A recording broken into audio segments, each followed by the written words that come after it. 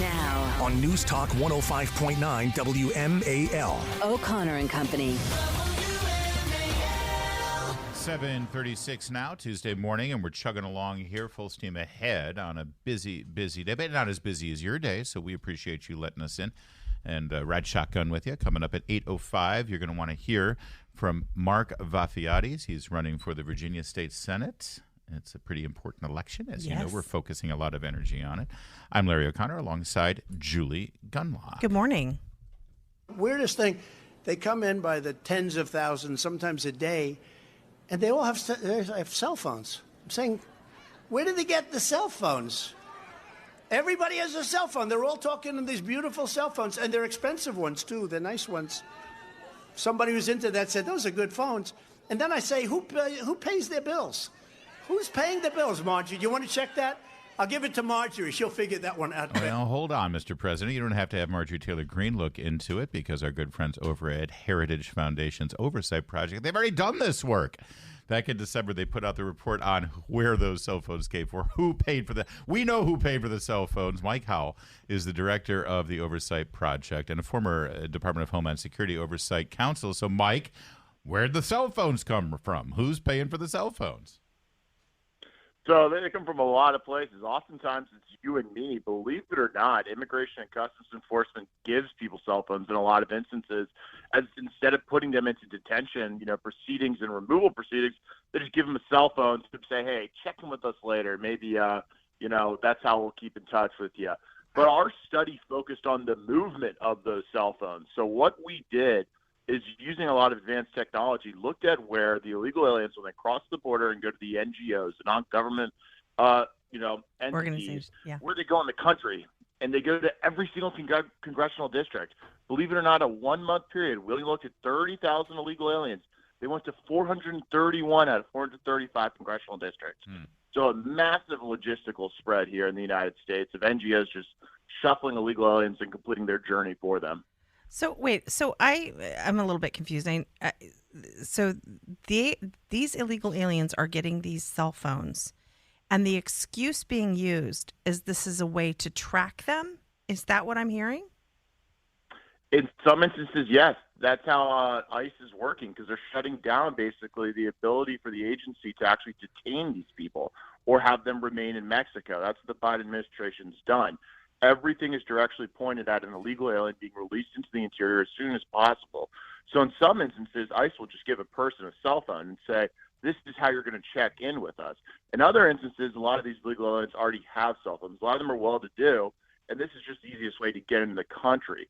Others are getting, cell phones and other services, money provided to them south of the border by, the UN does this. So you and I pay for it through the UN, where we basically give them gift cards to spend on all sorts of things.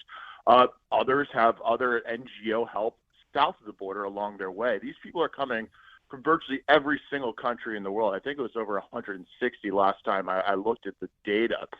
It's not like they're just, finding their way across continents, up multiple countries with like the help of Sacagawea, getting there. They have advanced logistical infrastructural help.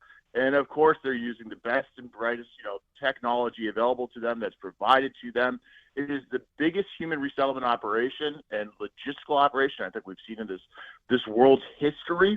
And it's happening with the help of not only the nonprofits, but the U.S. government and international agencies. And I just want to clear something up, because you talk about these nonprofits, these NGOs, and many of them are faith-based organizations. The Catholic Charities does this. When they take these illegal aliens in and then they traffic them around the country, who's paying for that? Because when you say it's a nonprofit, it makes it sound like, oh, well, when you put money in the collection plate, that's where it goes. No, they're getting funded by the government too, aren't they?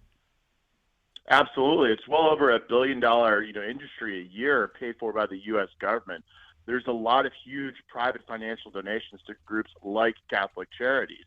And so they do a lot of other work, but the border is one of their biggest areas. And then guess what? A lot of them, either through their groups or associations, turn around and lobby Capitol Hill to keep the border restrictions, off the books and the thing wide open, so they can continue to engage in this huge billion-dollar industry of just moving all of these people around.